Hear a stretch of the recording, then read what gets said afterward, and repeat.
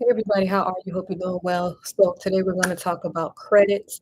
But before I get started, if you like the channel, hit that like button. If you're not a subscriber, hit the subscribe button and notification bell next to it so that you won't miss an episode. So first of all, why is good credit important?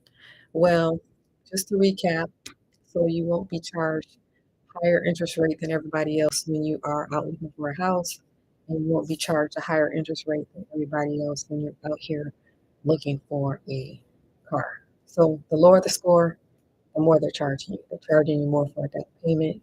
They're charging you more interest on the house. They're charging you more interest on the car. And then on top of that, more likelihood that they're going to deny you for a loan. So some of the minimum scores that I've seen as far as getting a loan is 680. Um, Depends on where you go, but that's the minimum that I'm seeing is 680. And then what is considered preferred is 700 or higher as far as yay or nay on whether you are going to get a loan or not. So the interesting thing with me is that I listen to other podcasts, and some people are not interested in getting a loan at all, right? Because they have the debt-free model. So they are figuring out how to get these things without debt,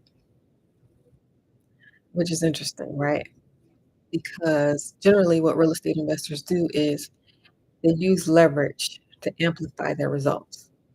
So you got the no debt people out here, and then you have the people who use leverage. So you got Dave Ramsey versus Robert Kiyosaki.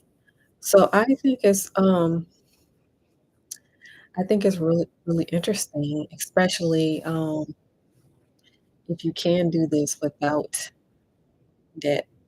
Um, Grants, for example, um, partnerships, for example, if you are partnering with other people.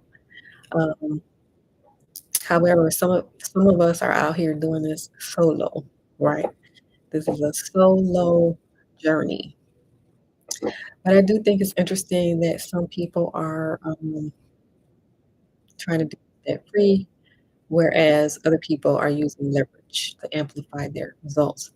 So I guess the only way to find out is to take the journey, right?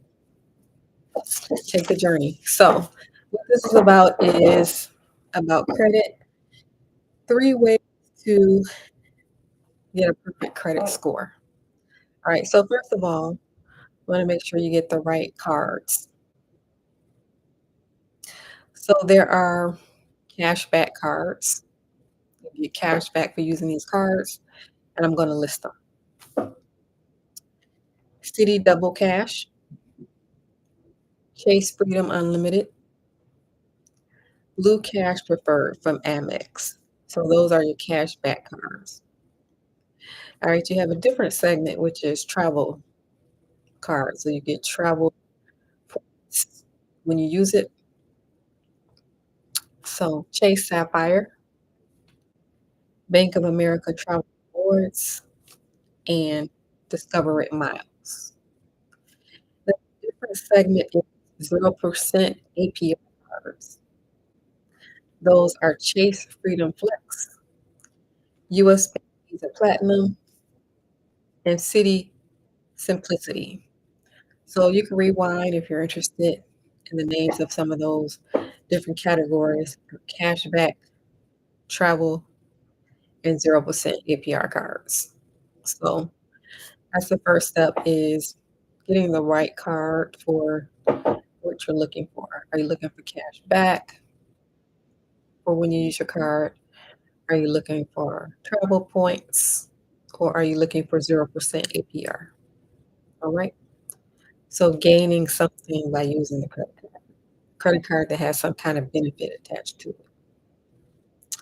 All right. Number two, don't use more than 10% of the credit card. So say, for example, the credit card is 5,000 and you have an expense that's 5,000. So you have therefore used 100% of the card. So a $5,000 card, don't use more than 10% of it, that would be $50. So that doesn't sound likely, right? So what you would do is pay off before the closing date and get into the habit of keeping that balance down to 1% to get the highest maximum credit score. So paying attention to when the closing date is. So the closing date is different from the due date. So paying attention to when the closing date is, and then you're going to pay that balance down to 1% before the closing date. And then they are going to check your records a couple of days after the closing date. All right, so making sure that that balance is paid down to 1% before the closing date. And then they take that record usually about 3 days after the closing date. That's when they take the picture and they're sending it to all the credit bureaus. So say, for example, your closing date is on the 15th. So you can actually call the credit card company and ask them when the closing date is. Um, you could also see it online if you prefer to look online. But say, for example, the closing date is on the 15th. So you want to pay it around the 12th, pay 1%, and keep it there, knowing that on the 18th, that's when they're taking that picture. And then you want to do that every month, just getting into the habit of paying it down to 1% every month before the closing date. All right. Because what they're looking at is they're looking at credit utilization. They're looking at how much of that credit card are you using. And the less you use, the higher the credit score is going to be. All right. Let's see. The third thing. Third thing is the age of the credit card. The age of the credit card is important. So preferably 9 years. They like to see long history. So the preferred year is 9 years. So you want to avoid opening up new credit cards because that's going to shorten the length of your credit card history. All right. So they want to see a long length, a long history, preferably 9 years. All right.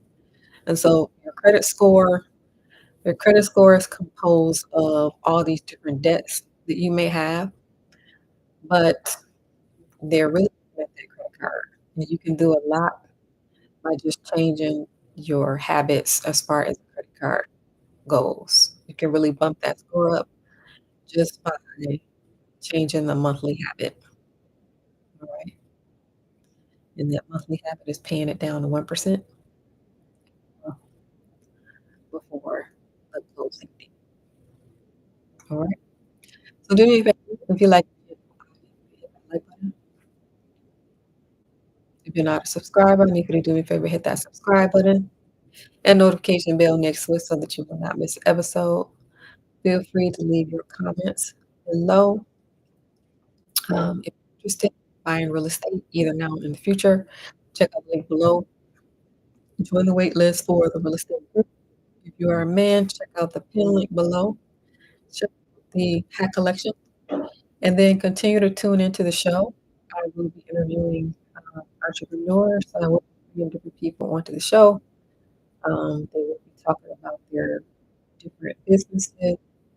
So we have real estate investors, and then we also have people that are in other types of businesses. And I will be bringing them on to the show for business ideas. As you know, real estate is very important for building wealth, and then also business is important um, for building wealth, right? So the business is the now money, and the real estate is the later money.